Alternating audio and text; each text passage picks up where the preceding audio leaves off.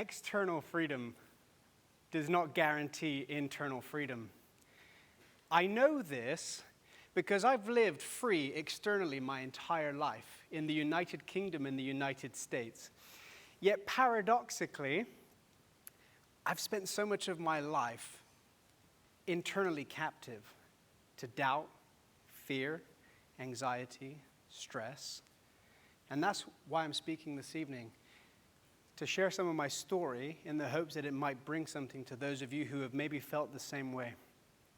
Hiya, I'm Matthew, and I was born and raised in the southwest of England in a very stable family. I had parents who loved each other and demonstrated that love for me and my siblings. I had the great privilege of going to really good public schools where I had good friends. I had good sibling relationships, and I belonged to a really good church community. If you'd been looking at my childhood, you would have, by most external measures, I had a good childhood, a great start to life. But external freedom doesn't guarantee us internal freedom. When I was 19 years old, I left home for the first time to become a missionary for my church. It was something I had looked forward to doing most of my life. But it proved far more difficult than I could have anticipated. And I was already starting to struggle under the pressure of missionary work. And then one evening, on a dark, rainy street in North Wales that I could take you to today if I had to, a woman walked up to me and screamed in my face.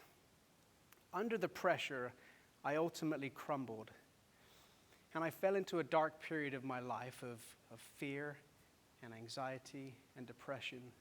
And there, alone and away from home, I became painfully aware that although I was free on the outside, I certainly didn't feel free on the inside.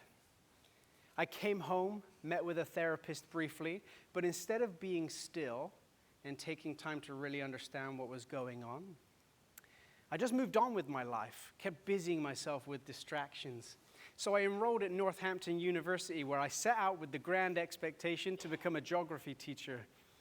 That plan quickly changed when I met a girl from Idaho who was there in England visiting her brother that was there with the army.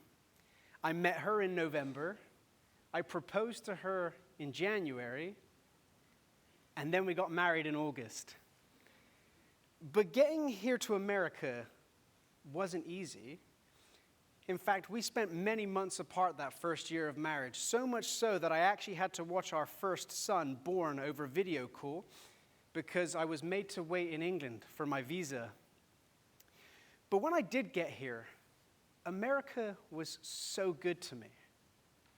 With little more than $1,000, an old Pontiac Grand Prix, Cassandra and I set off with our newborn son to make a life for ourselves.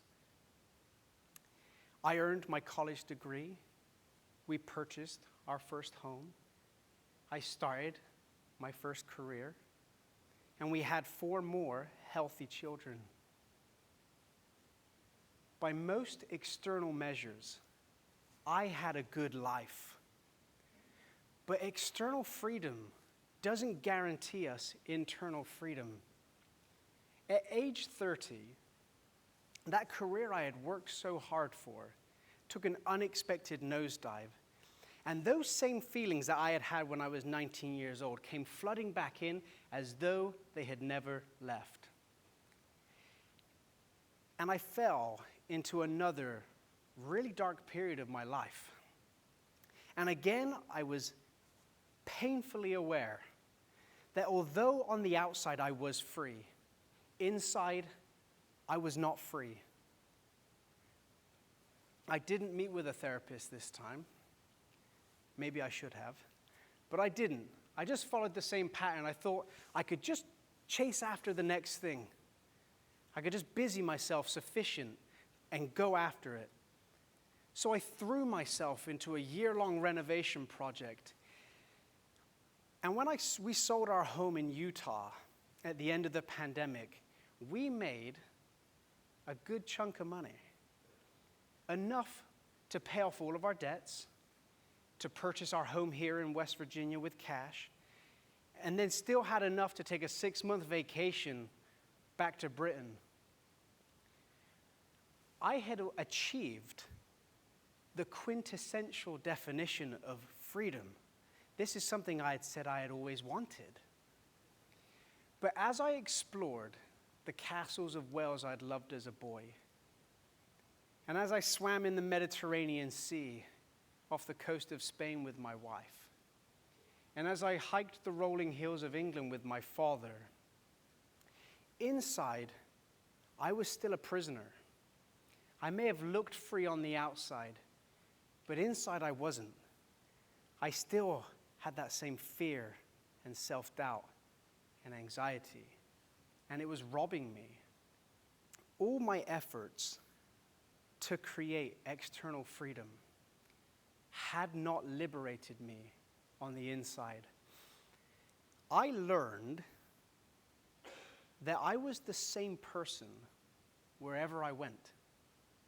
It didn't matter whether I was walking the streets of Paris, France, or the much lesser known Paris, Idaho. I was the same person. Wherever I went, there I was. I could not outrun Matthew. He was always there. And although I was starting to see this in myself, I did what I had always done. Kept busying myself and thinking that I could just chase after the next thing and outrun it. So we came back home from Britain, and I decided I was going to start a business, which is what I did. And I threw myself into more home renovations. But then one day in June last year, my wife and children were back in Idaho for a family funeral, and I found myself at home alone and unhappy, which was fairly usual. But instead of avoiding and running this time, I decided that I was going to lay on our living room floor, determined not to move until I had at least taken the time to explore what was going on inside. As I lay there in the stillness and the silence, I really started to come face to face with the things that I'd been running from all these years. What I found was a lot of shame, chronic stress, and the fear of uncertainty. And as I sat there, or led there rather, with these feelings, it was definitely uncomfortable. But I decided that I would accept them. There was no point anymore pretending that this wasn't what was happening inside. There they were. But as I sat there, something unexpected happened. In that stillness, I found this courage to say out loud that I was done living like this, that I was done being trapped by these things that had held me bound for so many years. Now, this declaration did not make me free, because that isn't how freedom works. When our founding fathers penned the Declaration of Independence, they did not create freedom. They were merely stating their intent to obtain it. What followed that declaration was a very long and difficult Revolutionary War. And even after the colonists finally beat my ancestors, freedom was not and is still not self-sustaining. It's precious and fragile, and it takes a lot of effort to keep it going. America has done a lot, and we have come a long way, but there is still so much for us to do. I may have declared my independence from those things that were holding me trapped, but now I'm in the throes of my own internal revolutionary war. I'm challenging and changing old ways of thinking and doing and being. Now, my time on this stage is obviously very limited, so I wanted to share the 3 practices that have been really helping me in this journey toward greater freedom. It's stillness, patience, and grace. Now, I just want to be really upfront and clear on this, that these are not life hacks. or silver bullets or a one-size-fits-all approach for everybody. But my hope is that as I share these 3 simple practices with you, that maybe they will serve a purpose for you too. It was in stillness that I first discovered what was really holding me prisoner. It was in stillness that I found the courage to declare that I was done living this way. And it continues to be stillness where I find the capacity to identify and then counteract incorrect ideas, incorrect narratives that I tell myself about the world and myself. But stillness isn't passive. Stillness is a deliberate choice to focus and refocus on things that really matter. When I fail or forget to be still, I miss those things that creep into my life that seek to destroy me and my happiness and my peace and my joy. Now, patience has also been very important because old ways of thinking, doing, and being take time for me to understand and even longer for me to undo.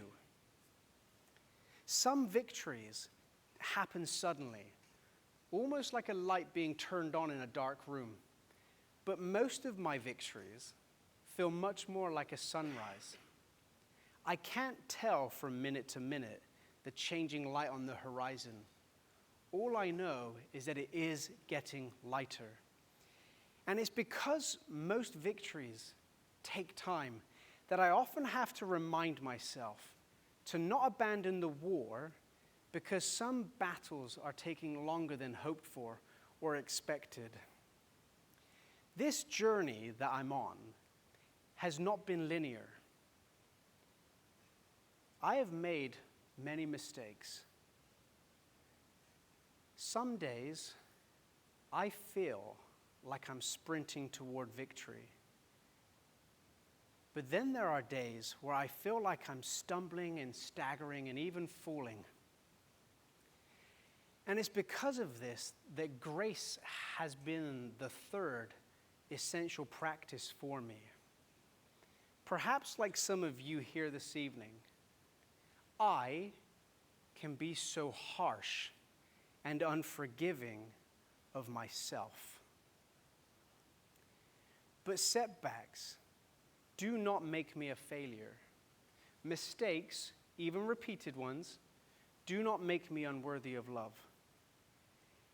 If I have learned anything from 13 years of marriage and having 5 children, it's that love is not diminished by imperfection, because love is a choice. I choose to love my wife and children through all of their imperfections, their fumbles, and their shortcomings, even their mistakes. The difference now is that I choose to love myself more consistently the same way. Now, external freedom does not guarantee internal freedom. Externally, I am free. And I hope that I never take that freedom for granted, because it is fragile and it is precious. And I will always be an advocate and a proponent for creating as much external freedom for as many people as possible. This July, America turns 250. And I will be celebrating 1 year since I became an American. But perhaps more importantly, I will also be celebrating 1 year since I declared my own personal independence from those things that have been holding me prisoner. To be clear, I'm not free yet, but I am winning the war. Thank you.